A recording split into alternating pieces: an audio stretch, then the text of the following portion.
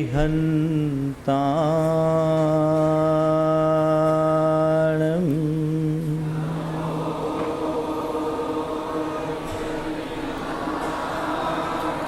अळमो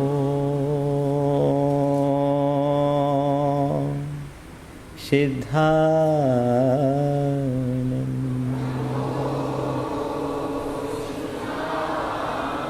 अळमो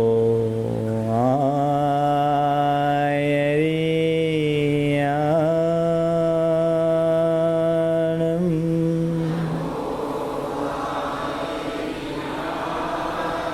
अळमो उवज्झाया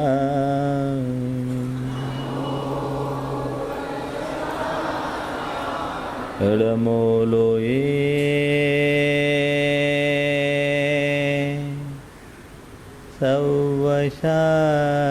सवशाहुनम्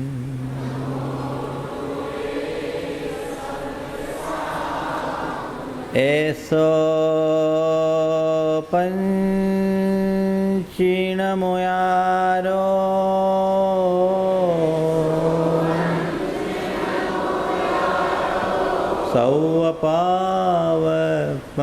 सौवपावपणाशनो मंगलालं च सवेसिम्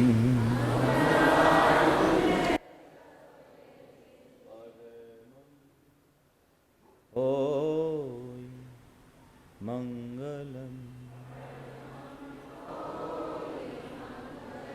जय बोलो देवादिदेव 1008 श्री भगवान महावीर स्वामी की, अहिंसा परमो धर्म की, परम पूज आचार्य गुरुवर श्री विद्यासागर जी महाराज की।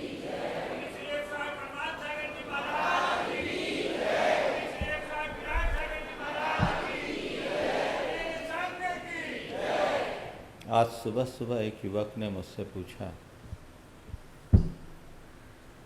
जब चारों तरफ अंधेरा हो, कोई राह न सूझती हो, तो क्या करूं? मन में हताशा छाई हो, उमंग उत्पन्न न होती हो, तो क्या करूं? मन अत्यधिक अशांत, उद्विग्न और तनावग्रस्त हो, तो उसके निवारण के लिए क्या करूं? मैंने सोचा ये प्रश्न एक व्यक्ति का प्रश्न नहीं है, हर व्यक्ति का प्रश्न है, और मैंने कहा इसका उत्तर मैं दोपहर में ही देना ज़्यादा उचित समझूंगा। आज मैं अपनी बात को कुछ यहीं से शुरू कर रहा हूँ। आज हर मनुष्य कहीं न कहीं से अशांत है, उद्विग्न है, तनावग्रस्त है। बच्चा हो या बूढ़ा, हर व्यक्ति के जीवन में एक प्रकार का तनाव है। आज एक शब्द रूढ़ हो गया, स्ट्रेस। सबको बहुत ज़्यादा स्ट्रेस है, बहुत ज़्यादा तनाव। 8 साल का बच्चा हो या 60 साल का बूढ़ा, तनाव कहीं न कहीं तो है। पर आपने कभी विचार किया कि ये तनाव क्यों है? अशांति है, अशांति क्यों है? दुख है, दुख क्यों है? हर मनुष्य शांति चाहता है। जो प्रयास करते हैं शांति के लिए करते हैं, पर शांति चाहते हैं वो मिलती नहीं, और अशांति जिसे नहीं चाहते वो अपना जड़ जमाए। सुख पाना चाहते वो हमसे दूर है, और दुख जिसे हम चाहते नहीं वो हमारे चारों ओर है। चाहते हैं निश्चिंतता और छाता है तनाव। कारण क्या है? अगर इन सब के मूल में जाऊं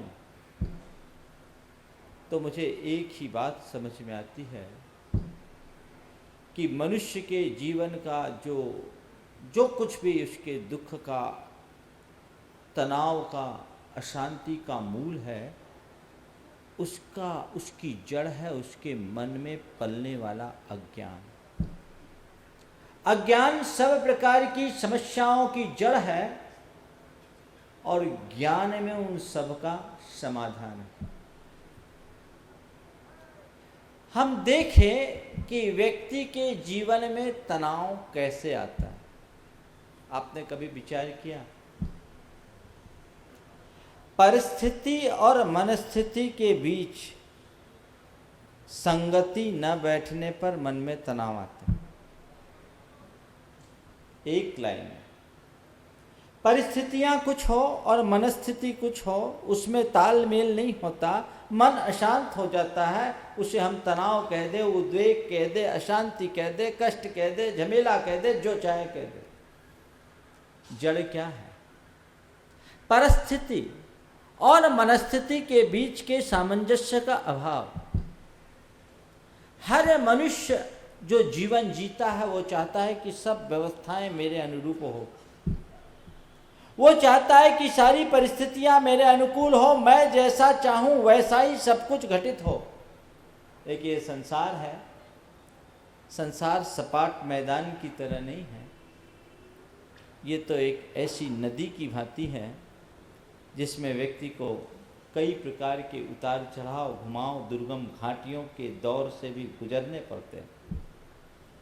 जीवन में सदैव एक रूपता हो ऐसा कतई संभव नहीं है। ऐसा कोई भी व्यक्ति नहीं है जिसके जीवन में सदैव उसके मनोनुकूल परिस्थितियां आती हो। परिस्थितियां बनती है, बदलती है। जैसे रात के बाद प्रभात होता है तो प्रभात के बाद रात भी होती है। फूल खिलते हैं तो कांटे भी साथ होते हैं। लेकिन मनुष्य के मन की कुछ ऐसी दुर्बलताएं हैं कि वो सदैव फूलों का सत्कार करना चाहता है, कांटों से उसके मन में नफरत होती है। संत कहते हैं कि कांटों को छुए बिना तुम मधुवन में घूम नहीं सकते। प्रतिकूल परिस्थितियों से गुजरे बिना कभी अनुकूलताएं आ ही नहीं सकती। हर व्यक्ति चाहता है कि मेरे जीवन में सुबह का सूरज हो, पर वो भूल जाता है कि काली रात के अनुभव के दौर से गुजरे बिना प्रभात के सूरज का दर्शन हो ही नहीं सकता।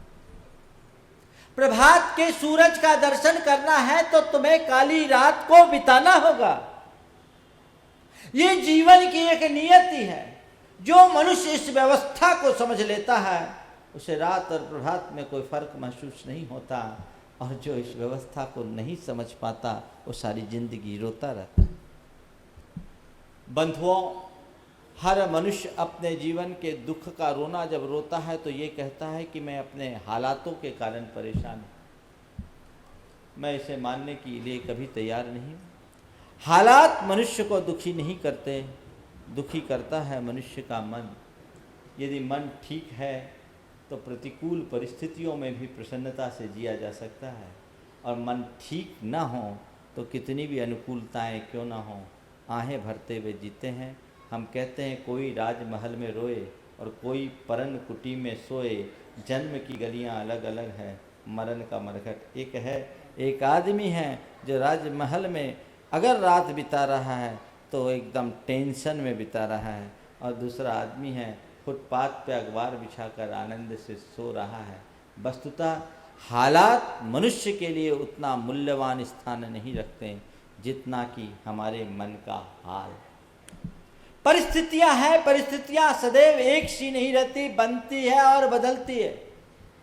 ऐसा कोई व्यक्ति नहीं है जिसे कभी विपरीत परिस्थितियों का सामना न करना पड़ा हो। महाराज, है तो ऐसी बात, हम सोचते हैं मेरे जीवन की ये परिस्थिति परिवर्तित हो जाए तो मेरा सब कुछ ठीक ठाक हो जाएगा। संत कहते हैं परिस्थितियां तुम्हारे हाथ में नहीं हैं, मनस्थिति तुम्हारे हाथ में है। परिस्थिति को बदलने की जगह अपने मनस्थिति को बदलो। मनस्थिति बदलना 1 मिनट में संभव है, परिस्थिति बदलने के लिए तो बहुत प्रयत्नों की जरूरत पड़ती है, और हो सकता है तमाम प्रयत्नों के बाद भी परिस्थितियां न बदले। संगति बैठाने का एक अभ्यास अपने भीतर विकसित होना चाहिए, जो हम हर परिस्थिति में अपने आप को एडजस्ट कर सके। मेरी भावना की केवल 2 पंक्तियां यदि मनुष्य के जीवन में साकार हो जाए तो उसके मन का सारा दुख, द्वंद्व, दुविधा दूर हो जाए। होकर सुख में मग्न न फूलूं, दुख में कभी न घबराऊं, इष्ट वियोग अनिष्ट योग में सहनशीलता दिखलाऊं। सुख में मैं फूलूं नहीं और दुख में मैं कूलूं नहीं। मनुष्य की बड़ी विचित्र स्थिति है, जब अनुकूलताएं होती है तो फूल जाता है और जब प्रतिकूलता होती है तो उसकी हालत बहुत खराब हो जाती है। इष्ट वियोग अनिष्ट योग में सहनशीलता दिखलाऊं, वो कौन दिखला सकता है? जो जानता है कि इष्टानिष्ट संयोग वियोग हमारे हाथ में नहीं। एक अज्ञानी व्यक्ति सदैव परिस्थितियों का रोना रोता है और ज्ञानी व्यक्ति अपनी परिणति को सुधार कर जीवन ठीक कर लेता है। महापुरुषों के जीवन में बड़ी से बड़ी विपत्तियां आती है लेकिन वे अविचलित बने रहते। क्यों? उसे जान कर कि ये कर्म का उदय है और कर्म मेरे हाथ में नहीं है। जो भी परिस्थिति के बीच जीना मेरी नियति है तो मैं रोकर क्यों जीऊं, उसे स्वीकार कर लूं। और एक बात बताऊं, अनुकूलता में जो जीने का आनंद है उससे ज्यादा आनंद प्रतिकूलता को स्वीकारने का। जो मनुष्य अपने जीवन में आने वाली विषम परिस्थितियों में भी अपने अंदर की स्थिरता रखता है, वो विपत्ति में भी संपत्ति पा जाता है। और जिसके अंदर स्थिरता का अभाव होता है वो कभी भी विपत्ति के गर्त में गिर जाता है। परिस्थिति जब भी जटिल हो तो क्या करूं? मैं आपसे कहना चाहता हूं, परिस्थिति के प्रति अपने दृष्टिकोण को बदलना शुरू करो। परिस्थिति के प्रति अपने दृष्टिकोण को बदलिए। अगर आपको लगता है कि ये परिस्थिति खराब है, ये परिस्थिति खराब है, लेकिन उसे बदल पाना आपके वश का नहीं, तो कोशिश कीजिए कि परिस्थिति को बदल दें। और यदि परिस्थिति को न बदल पाओ तो अपने मन को बदल दो। परिस्थिति को अपने अनुकूल ढालने की चेष्टा करो। और यदि परिस्थिति तुम्हारे अनुकूल न ढल पाए तो स्वयं को परिस्थितियों के अनुकूल ढाल दो, प्रतिकूल भी अपने आप अनुकूल हो जाएगा। दृष्टिकोण का परिवर्तन बहुत बड़ी बात होती है। मेरे संपर्क में एक युवक है, उसके पिता ने उसे घर से यूं ही निकाल दिया, कुछ भी नहीं दिया। जिस दिन निकला उसके जेब में केवल 500 रुपए थे। पिता ने कह दिया गुस्से में, तुम घर से निकल जाओ। कई दिनों से ऐसी स्थितियां बन रही थी। उसने उसी समय अपनी पत्नी के साथ पिता के पैर पड़े, मां के पैर पड़े और ब्रीफकेस में केवल 4 जोड़ी कपड़े लेके निकल गया। उसके सामने एक बहुत बड़ी विपत्ति थी, खाली हाथ घर से निकल गया। लेकिन उसने बहुत धैर्य से काम लिया, समझदारी से काम लिया और एक बहुत गहरी बात कह दी कि हवा के झोंके से साख टूटी जरूर है, पर मैं इसे सूखने नहीं दूंगा। हवा के झोंके से साख टूटी जरूर है, पर मैं इसे सूखने नहीं दूंगा। कलम बनाकर स्वतंत्र पेड़ बढ़ाऊंगा, आप मुझे ऐसा आशीर्वाद दें। और उसने वैसा कर दिखाया। अपने पिता को भी नहीं कोसा। उसने कहा कि मेरे सामने ये जो विपत्ति आई है मेरे लिए एक चुनौती है, पर मैं इसे अपनी एक उपलब्धि के रूप में परिवर्तित करूंगा।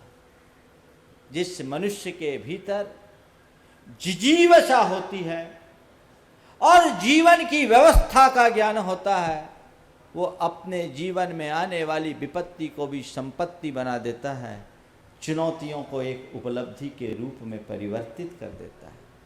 और उस व्यक्ति ने कुछ नहीं किया। कुछ दिन होटल में रहा और उसके बाद उसने एक फ्लैट लिया। गुडविल उसकी बहुत अच्छी थी।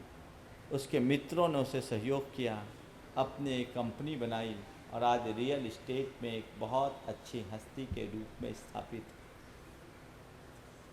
ये एक सोच का परिणाम है। अगर उसकी जगह कोई दूसरा होता तो टूट गया होता, या तो अपनी शक्ति को माँ बाप से लड़ने में लगाया होता, या फिर अपने आप को कमजोर पाता तो डिप्रेशन का शिकार हो गया होता। लेकिन ऐसी स्थिति उसके साथ नहीं हुई। बंधुओं, मैं आप सबसे कहना चाहता हूं, आपके जीवन में जब भी कोई विपरीत परिस्थिति आए तो उसका स्थिरता पूर्वक सामना करो। प्रतिकूल की अनुकूल व्याख्या करना शुरू करो। उल्टे को सीधा देखना शुरू करो। ये प्रतिकूल है, ये दिमाग में जो भूत बैठा के रखते उसको निकालो। प्रतिकूल भी अनुकूल बन जाएगा। पंडित जगन मोहन लाल सिद्धांत शास्त्री ने एक घटना मुझे सुनाई, बहुत पुरानी घटना है।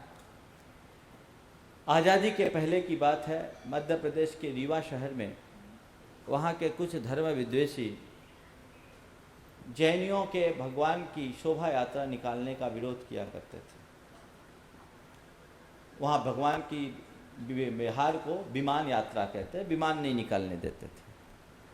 तो एक बार पूरे इलाके के जैन समाज ने, रीवा में बहुत थोड़ी संख्या में जैन हैं, आसपास बहुत है, तो पूरे महाकौशल और विंध्या क्षेत्र के लोगों ने यह तय किया कि इस बार की महावीर जयंती हम सब लोग रीवा में मनाएंगे। और रीवा महाराज से इसके लिए अनुमति ले ली गई। रीवा के महाराजा से अनुमति ले ली गई। पूरे इलाके के लोग वहां पहुंचे, लेकिन विघ्न संतोषियों को ये अच्छा नहीं लगा। उन्होंने इसके अगेंस्ट स्ट्राइक कर दी, पूरा मार्केट बंद। जैनियों के भगवान का विहार हो रहा है, इसलिए मार्केट बंद। पंडित जगन मोहन लाल जी सिद्धांत शास्त्री उस जगह एक प्रमुख वक्ता के रूप में गए थे। उन्होंने मुझे बताया कि महाराज, वातावरण बड़ा विचित्र लगा, लेकिन जब मैं सभा में खड़ा हुआ तो मुझे मेरे गुरु की बात याद आ गई कि जब परिस्थितियां प्रतिकूल हो तो उसकी व्याख्या अनुकूल कर लो। जब परिस्थितियां प्रतिकूल हो तो उसकी व्याख्या अनुकूल कर लो। उनने अपनी बात को कुछ इस तरीके से कहा कि भगवान महावीर की जयंती आज पूरे विश्व में मनाई जा रही है। विश्व के कोने कोने में जहाँ जहाँ भगवान महावीर के अनुयायी हैं, वहाँ भगवान महावीर की जयंती मनाई जा रही है। लेकिन आज रीवा शहर में जिस प्रकार की जयंती मनाई जा रही है, वैसी न तो आज तक कहीं मनाई गई न कहीं मनाई जा सकती। रीवा शहर में आज जैसी महावीर जयंती मनाई जा रही है, वैसी जयंती न तो कहीं मनाई गई न मनाई जा सकती है। सब लोग सकते में आ गए, क्या कह रहे हैं। उनने अपनी बात को जारी रखते हुए कहा कि आज जैसी महावीर जयंती विश्व में कहीं नहीं मनी, क्योंकि जहाँ भी महावीर जयंती मनाई जाती है वहाँ केवल जैनी अपनी प्रतिष्ठान बंद करते हैं। धन्य है वो रीवा शहर कि सबने अपने प्रतिष्ठान बंद कर रखे हैं। लोगों ने कहा, अरे इनने तो उल्टा मतलब निकाल लिया, पूरा मार्केट खुल गया। बहुत अच्छा सूत्र है। कोई भी प्रतिकूल परिस्थिति आए उसकी व्याख्या अनुकूल करो, घबराओ मत। नंबर 2, अनित्यता का स्मरण करो। एक युवक आया, उसने कहा, महाराज मैं अपने जीवन से हार चुका हूं। मैंने अब तक जहाँ जहाँ हाथ लगाया मुझे असफलता ही असफलता मिली। अपना हाथ आगे बढ़ाते हुए उसने मुझसे कहा, महाराज थोड़ा देखो तो मेरे भाग्य में सुख है कि नहीं। मैंने आज तक दुखी दुख देखा। हमने कहा, भैया सुख पाना चाहते उसके लिए हाथ दिखाने की ज़रूरत नहीं है। सुखी होना चाहे तो तू अभी भी हो सकता है। नहीं महाराज, आज तक मुझे कभी कोई सुख मिला ही नहीं, मैं सब तरफ से हारा हुआ हूं। पढ़ाई किया मैंने, यूपीएससी की तैयारी की, उसमें सफल नहीं हुआ। जैसे तैसे एक नौकरी लगी, वो भी छूट गई। मेरी तबीयत भी खराब और मेरी शादी भी नहीं हो रही। पिताजी का एक्सीडेंट हो गया, वो भी घर में कुछ करने लायक नहीं। चौतरफा दुख है, कष्ट है, महाराज क्या करें। हमने कहा भैया घबराता क्यों है, धैर्य से काम लो, कर्म का उदय है, इसे स्वीकार करो। जीवन में एक बात को सदैव याद रखो, रात लंबी भले हो सकती है, रात लंबी जरूर हो सकती है पर शाश्वत नहीं। रात के बाद प्रभात जरूर होगा। रात लंबी हो सकती है पर शाश्वत नहीं। रात के बाद प्रभात तो जरूर होगा। प्रतीक्षा करो, धैर्य रखो और ये मान करके चलो कि दिन तो एक दिन घूरे के भी फिरते हैं। कोई चीज टिकाऊ नहीं है। आज तुम्हारे जीवन में असफलता है, लेकिन असफलता के भीतर से ही सफलता प्रकट होती है।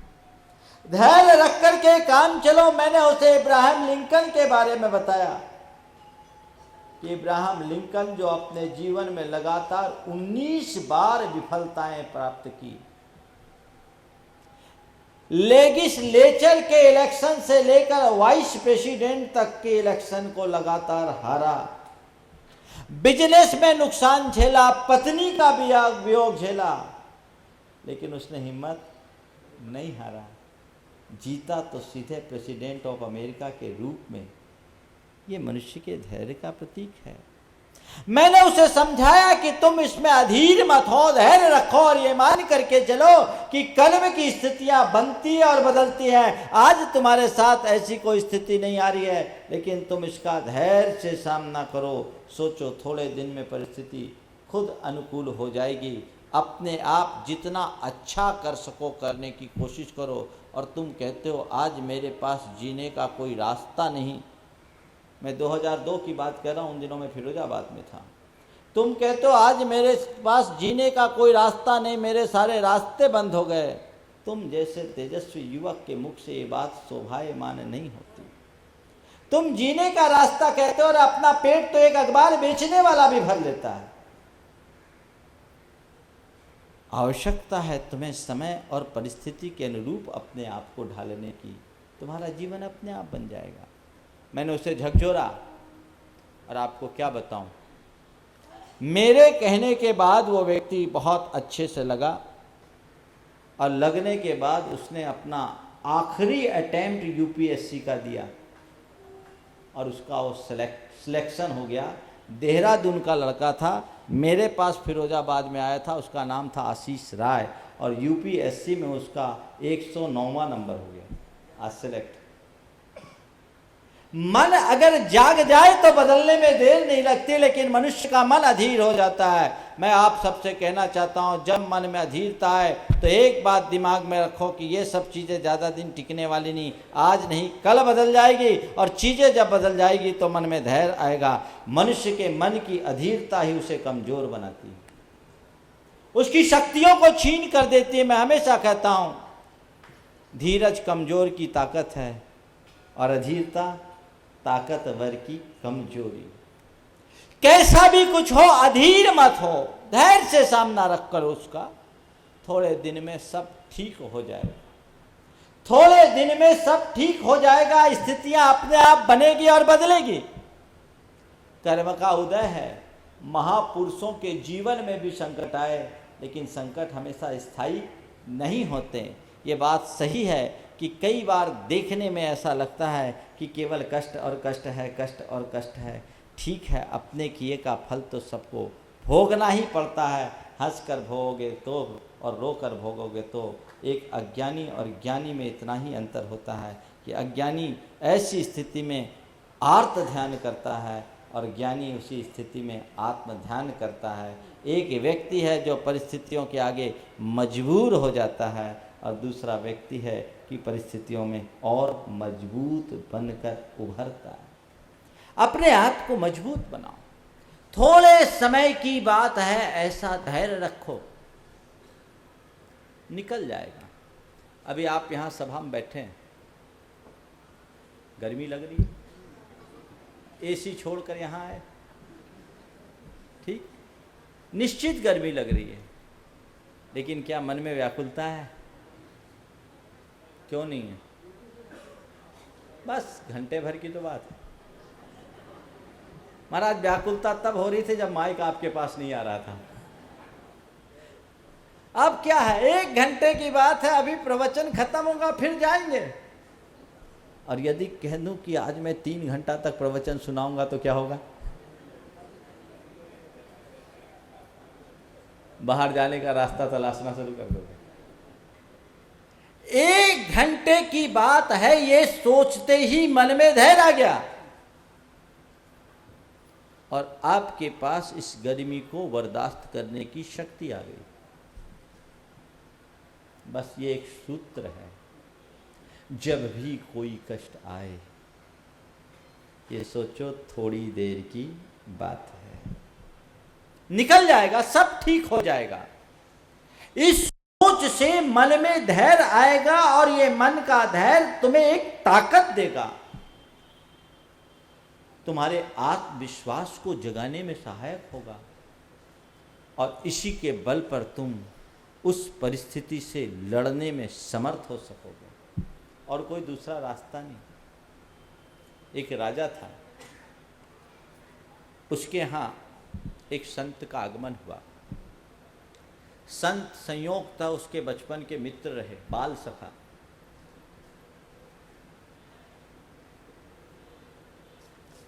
जाते समय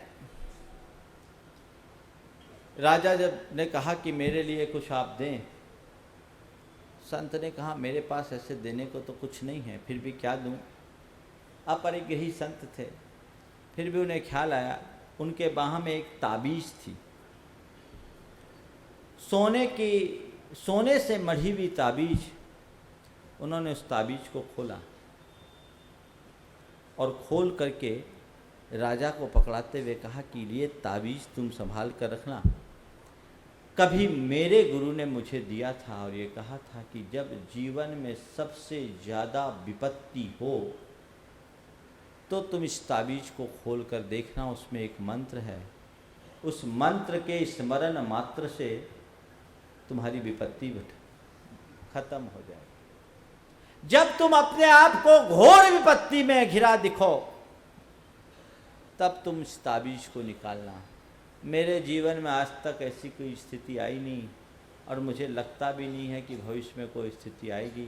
तुम राजा हो और राजाओं का जीवन तो उतार चढ़ाव से भरा रहता है, ये ताबीज़ तुम ले लो, तुम्हारे काम में आए। राजा प्रसन्न होकर वो ताबीज़ अपने बाह में बांध लिया। समय चक्र आगे बढ़ा और एक बार संयोग था, पर चक्र ने अचानक हमला कर दिया। पर चक्र के इस अप्रत्याशित हमले से राजा का सैन्य संतुलन बिगड़ गया और राजा पराभव की स्थिति में आ गया। सारी सेना नष्ट हो गई। जान बचाकर अपने कुछ सैनिकों के साथ वह जंगल की ओर भागा। पीछे पीछे विपक्षी सैनिक भी उसका पीछा कर रहे थे। भागते भागते देखता क्या है, सामने एक पहाड़ आ गया। अब क्या, आगे कोई रास्ता नहीं, पहाड़ पर जाया नहीं जा सकता, रिवर्स होते हैं तो विपक्षी सेना है। इधर उधर देखा तो देखा कि उस पहाड़ में एक गुफा थी, काफी बड़ी गुफा। वो घोड़ों के साथ उस गुफा के भीतर प्रवेश कर गया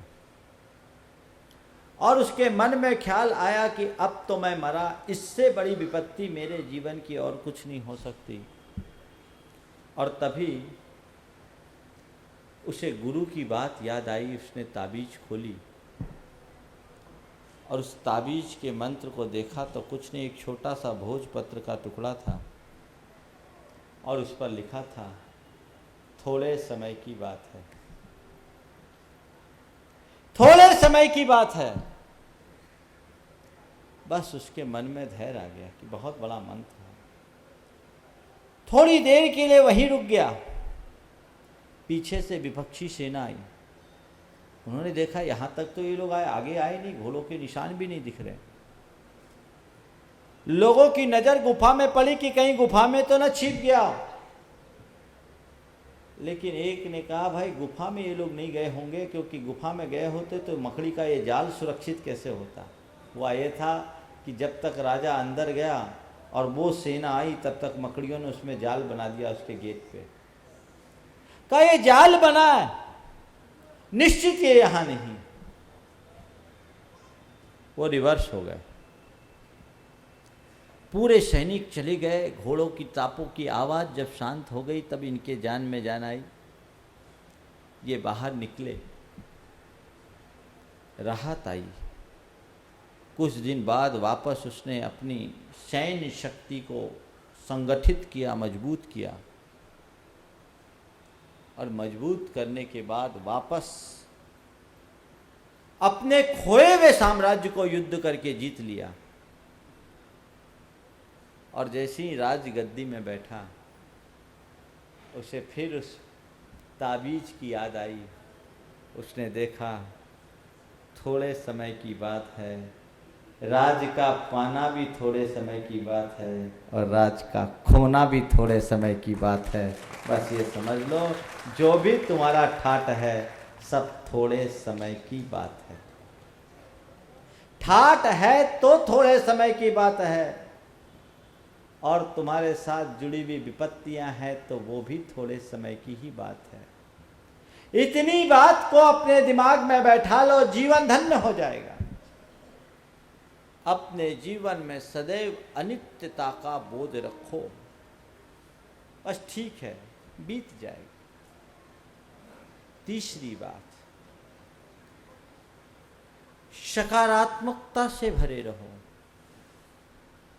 हर चीज को पॉजिटिवली लो। कोई भी कैसी चीज है, हर बात को अगर आप पॉजिटिव दृष्टि से लेते हैं तो प्रतिकूल भी अनुकूल लगने लगेगा। दुखदायी स्थिति में भी आप सुखप्रद स्थिति का अनुभव कर सकते हैं।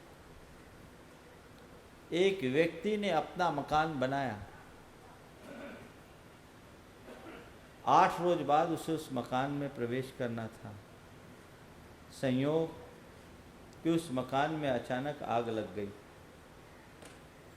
मकान में अचानक आग लग गई और देखते ही देखते उसके सपनों का महल राख के ढेर में परिवर्तित हो गया।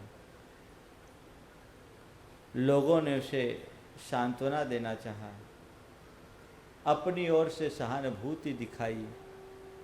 उसने कहा, भाई ठीक है, ये सच है कि मेरा मकान आज भस्म हो गया, पर मैं भगवान को बहुत धन्यवाद देता हूँ, शुक्रगुजार हूँ भगवान का, क्योंकि आज से 8 रोज बाद ही मुझे इस मकान में प्रवेश करना था।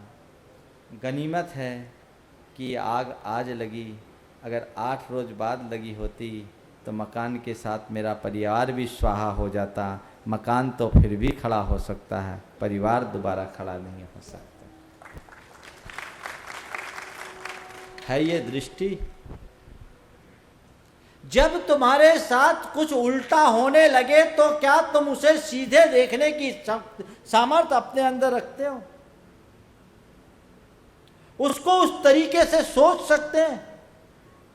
सोचते ही बेचैनी खत्म, चिंता समाप्त, तनाव खत्म। सोचने की कोशिश करो, उस घड़ी सोचने की कोशिश करो कि हाँ अच्छा हुआ, जो होता है अच्छा होता है, ये बढ़िया ही हुआ। वैसा मनुष्य कम सोच पाता है। आजकल लोग उल्टा सोचने वाले लोग ज़्यादा हैं। कहते हैं ना, उल्टी खोपड़ी हो। आदमी की खोपड़ी तो सही है, पर दुनिया में उल्टी खोपड़ी बहुत है। उल्टी खोपड़ी का मतलब जिनकी सोच उल्टी हो। उल्टी सोच वाले उल्टी खोपड़ी वाले होते हैं। सही तरीके से सोच लो, उसको प्रतिकूल को अनुकूल देख लो, जीवन में देखो कैसा आनंद आता है। थोड़ा व्यापक चिंतन रखो। पॉजिटिव आदमी का सोच बहुत उदार और व्यापक होता है। पिता पुत्र दोनों एक थाली में खाया करते थे। एक दिन बेटा नाराज हो गया, कहा पापा कल से हम आपके साथ नहीं खाएंगे।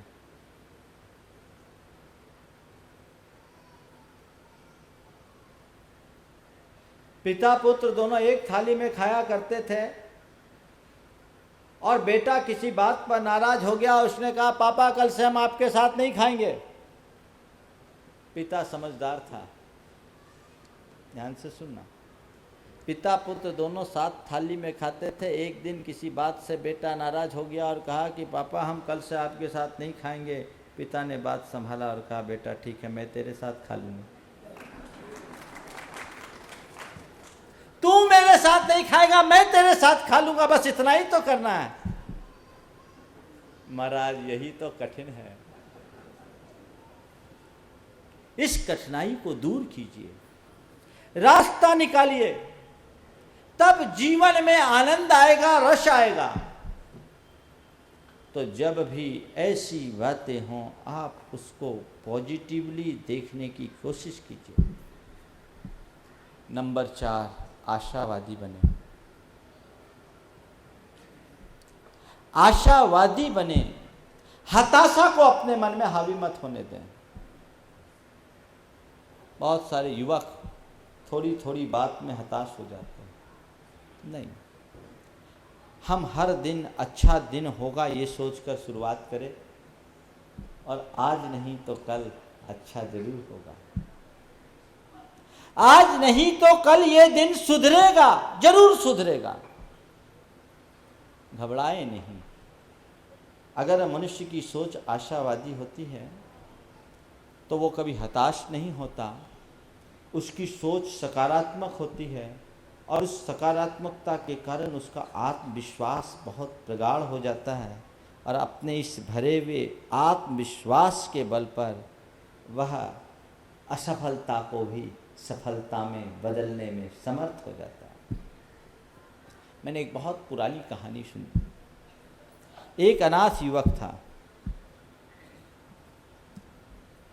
गांव के लोग गांव में महामारी फैलने के कारण गांव छोड़ करके गए, साथ में वो भी चला गया और एक दयालु सेठ ने उसकी जीविका चलाने के लिए उसे 4 बोरी अनाज दी।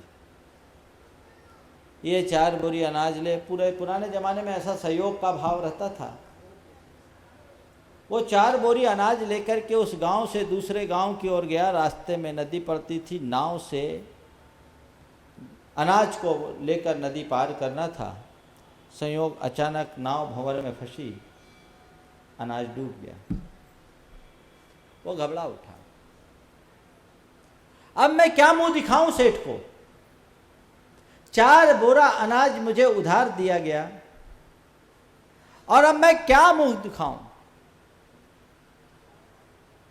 वो सेठ के पास आना नहीं चाह रहा था। सेठ को मालूम पड़ा। सेठ ने उसे बुलवाया, कहा बेटे घबरा मत, एक बार तुझे सफलता नहीं मिली, ले आज फिर तुझे 4 बोरा अनाज देता हूं। आज फिर तुझे 4 बोरा अनाज देता हूं, तू लेकर के जा। दूसरी बार गया तो दूसरी बार भी उसे वैसी विफलता मिली। फिर नाव डूब गई और अब की बार तो वो एकदम हताश हो गया। बोला अब तो मैं सेठ को मुंह दिखाने के काबिल नहीं, और इसी भाव से वो नदी में कूद गया आत्महत्या करने के उद्देश्य से। संयोगतः मछुआरों के जाल में फंस गया। उसे सकुशल बाहर निकाला गया, सेठ के पास लाया। सेठ ने उसके हाल को देखा, बोला बेटा घबरा मत, नाव डूबी है, किस्मत नहीं। नाव डूबी है, किस्मत नहीं। तू 2 बार हार गया, हार मत मान, तीसरी बार प्रयास कर। और अब की बार सेठ ने उसे 8 बोरा अनाज दिया। भगवान का नाम लेकर वो इस पार से उस पार गया।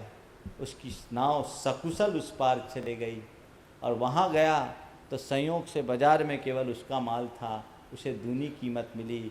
8 बोरा जो खोया था उसकी भी कमाई उसने पा ली। सेठ ने उसे एक मंत्र दिया कि बेटे व्यापार के क्षेत्र में कभी भी बढ़ या जीवन के किसी भी क्षेत्र में आगे बढ़ना हो तो हमेशा आशावादी सोच करके चल, हमेशा अच्छा सोच करके चल, बुरा सोच करके चलोगे तो कभी आगे नहीं बढ़ पाओगे।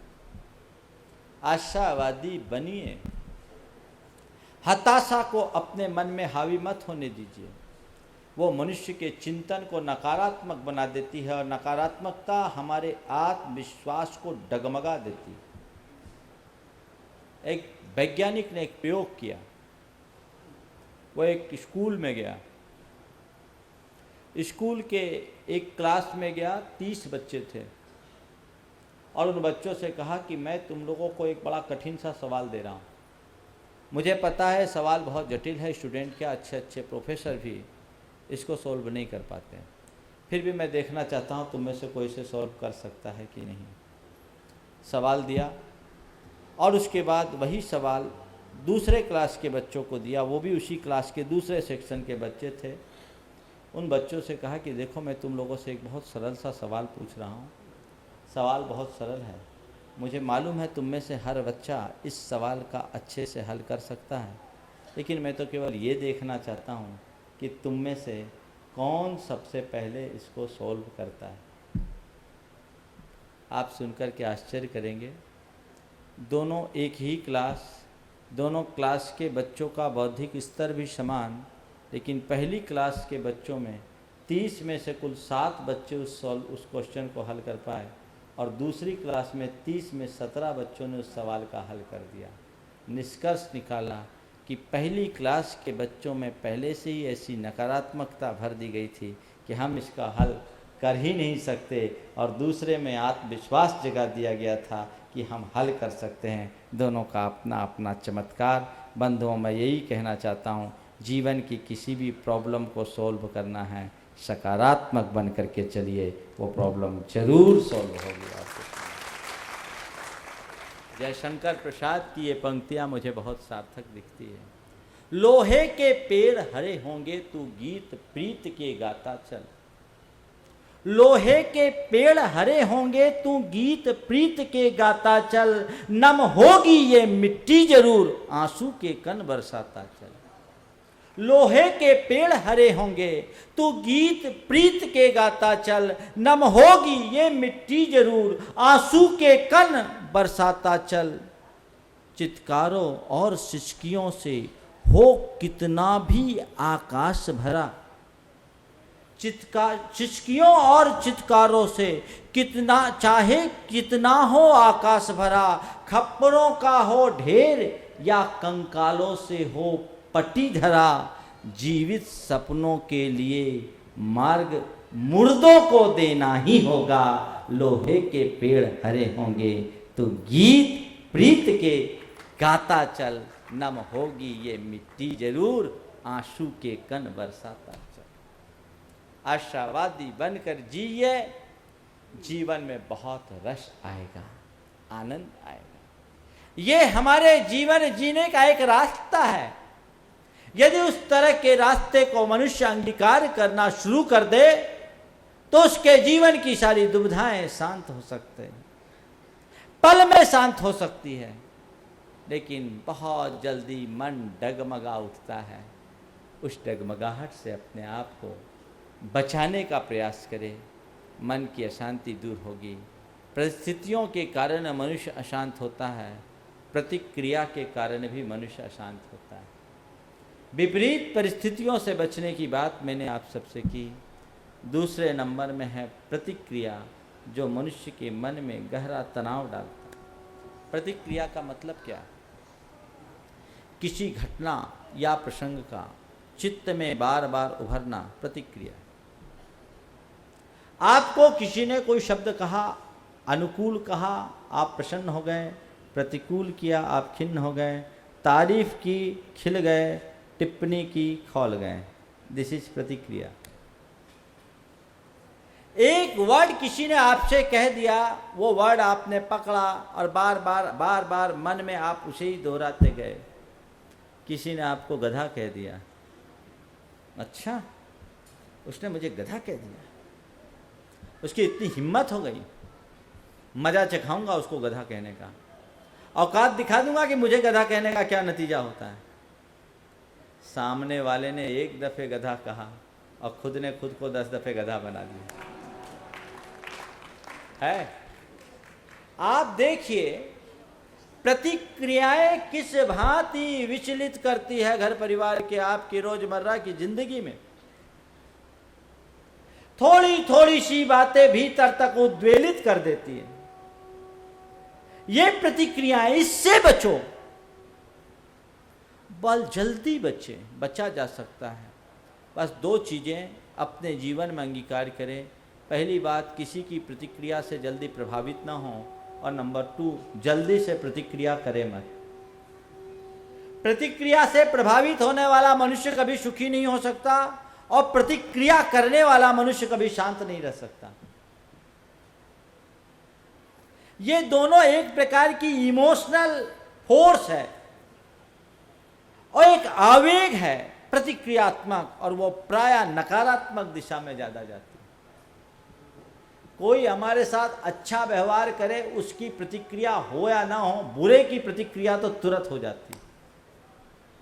आपके लिए कोई सहयोग करे, आप उसको थैंक्स देने में शायद हो सकता है देर भी कर दो, लेकिन कोई आपको गाली दे तो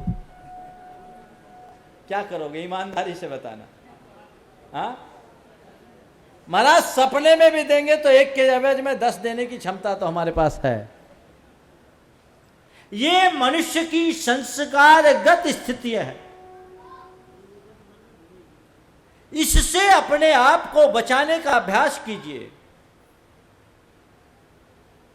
बार बार बार बार किसी भी बात की प्रतिक्रिया हावी ना होने दें, और यदि प्रतिक्रिया करें तो नकारात्मक ना करें। दूसरों की प्रतिक्रिया से प्रभावित ना होना और जल्दी से प्रतिक्रिया नहीं करना। अब आप थोड़ी देर के लिए सोचिए, कोई आदमी किसी आदमी को गुस्से में खूब बोले और वो आदमी शांत बन बैठा रहे, मजा किसको आएगा? हाँ, शांत बैठने वाले को।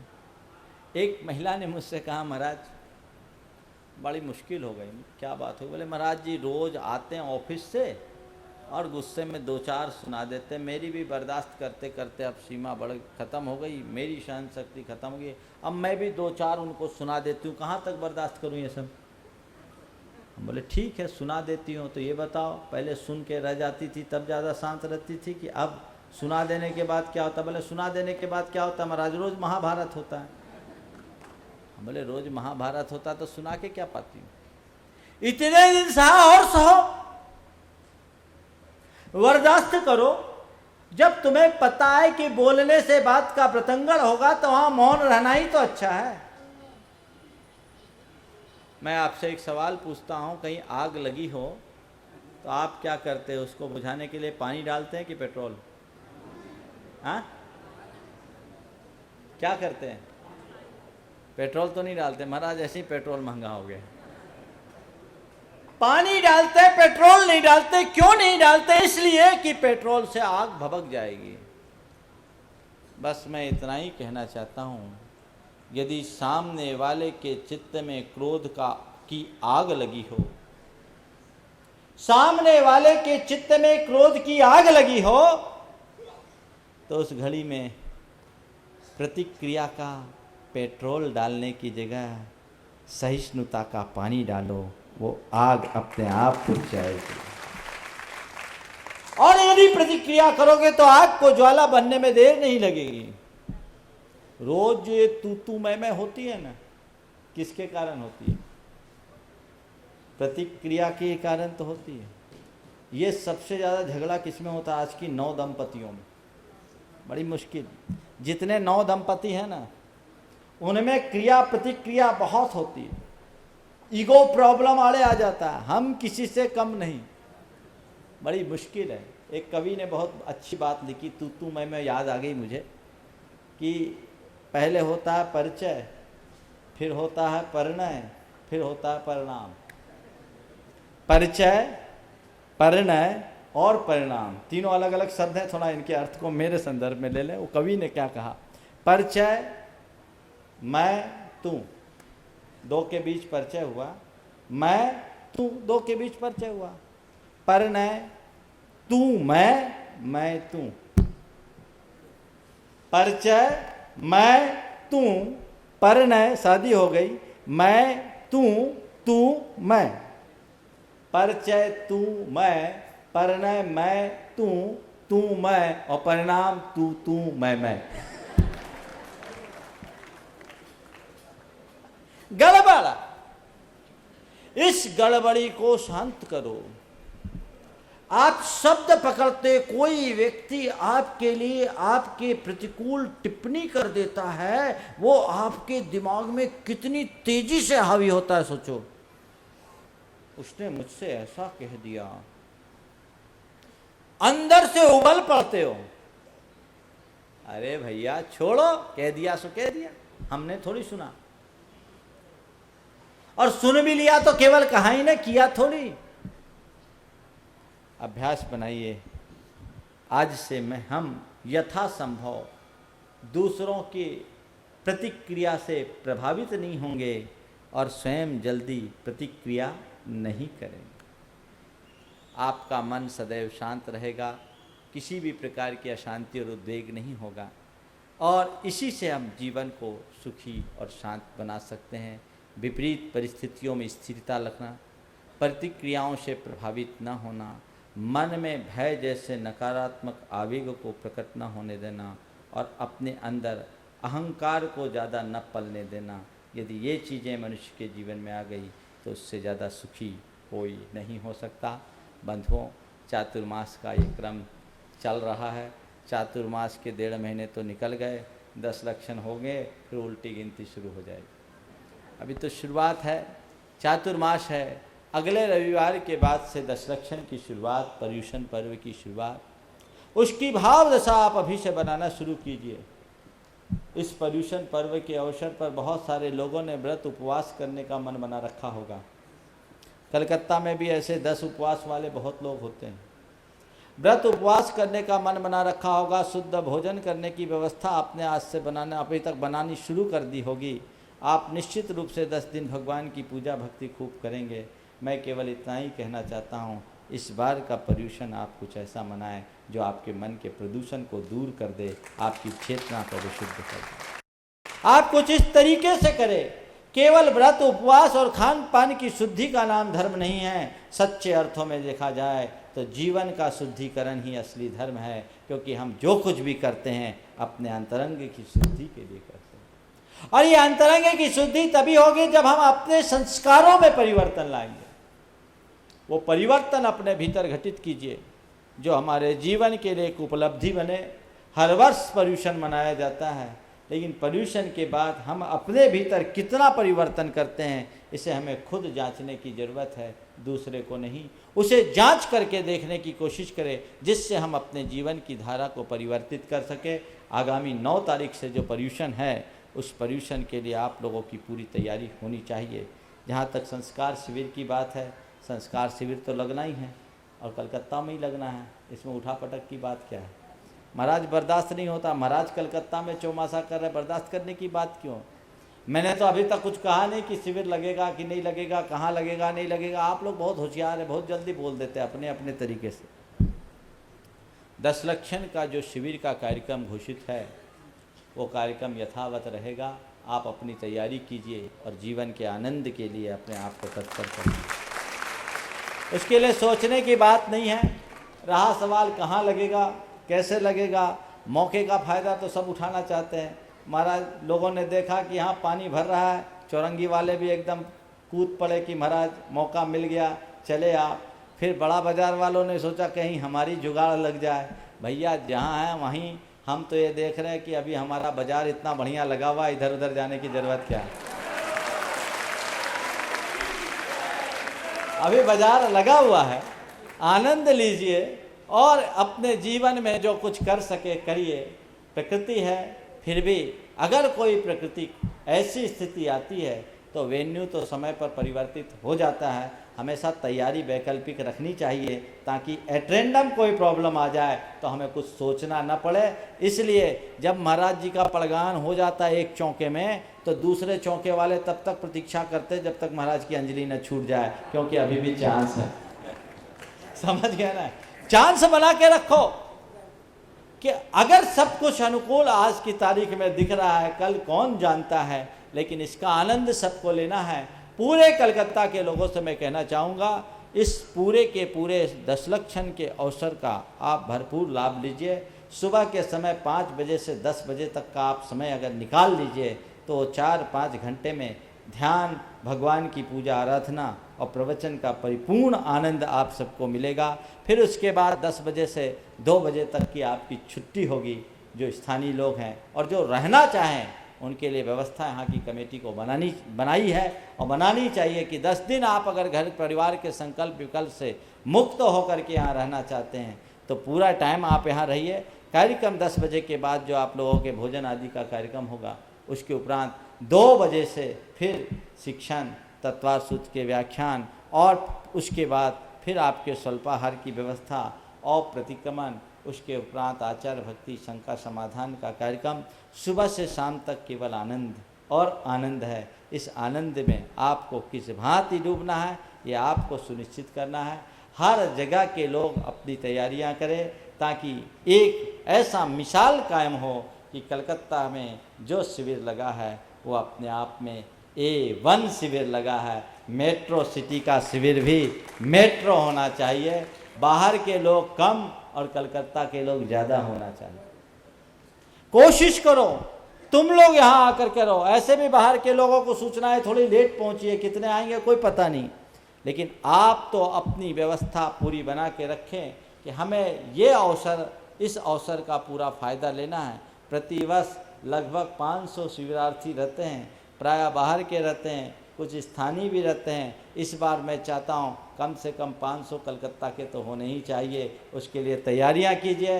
हर मंदिर के लोगों से ऐसे संपर्क करिए और विनोद जी कमर कस के अपने सारी टीम के साथ जुड़ जाइए, जिससे कि ये एक शिविर में सबको बहुत अच्छे आनंद की अनुभूति हो। यहाँ का एक अपना वातावरण है, यहाँ के परमाणुओं में एक अलग आकर्षण है। बड़ा मंदिर के लोगों ने भी आग्रह तो जरूर किया। निश्चित हम लोग कहीं आने जाने का विकल्प चतुर्मासों में बहुत कम करते हैं, कम से कम पर्यूषण तक तो कम ही करते हैं, लेकिन कभी जब ऐसे निमित्त आ जाए तो उसके लिए गुंजाइश तो रखना ही पड़ता है। अभी हम कहीं भी हों, यहाँ हैं तो यहीं सबसे अच्छा है, क्योंकि अगर स्थान बदलते हैं तो सारा टीम टाम आपको उठा करके इधर उधर करना पड़ेगा। यहाँ आओ, आनंद लो और अपने जीवन के शुद्धिकरण का जो अवसर मिला है उसका लाभ उठाने का प्रयास करो। ऐसा प्रयास होना चाहिए। अभी निर्मल जी ने बंगाल के जो पुरावशेष और हमारे प्राचीन मूर्तियों की जानकारी दी। बहुत सारी बातें हैं, उनकी एक ठोस योजना पहले बने और एक पूरा का पूरा एक जिसको हम कहते हैं ऐसी कार्य योजना बने जिसमें चरणबद्ध तरीके से सबको ठीक ढंग से जीर्णोद्धार किया जा सके और भविष्य में उनके रख रखाव की भी व्यवस्था कर सकें। वो एक प्रोजेक्ट पूरा बनाकर लाएं, तभी मैं इस विषय में कुछ कहने की स्थिति में रहूँगा। क्योंकि मैंने कई जगह देखा है कि मंदिरें तो बना दिए गए लेकिन बाद में उनकी पूजा अर्चा की समुचित व्यवस्था रख रखाव की नहीं की जा सकी। इसलिए हमें चाहिए कि हम अपने प्राचीन धरोहर की अच्छे तरीके से न केवल सुरक्षा करें अपितु सेवा भी कर सकें। समय आज आप सबका कुछ अधिक हो गया, मैं यहीं पर विराम ले रहा हूँ। बोलिए परम पूज्य आचार्य गुरुवर श्री विद्यासागर जी महाराज।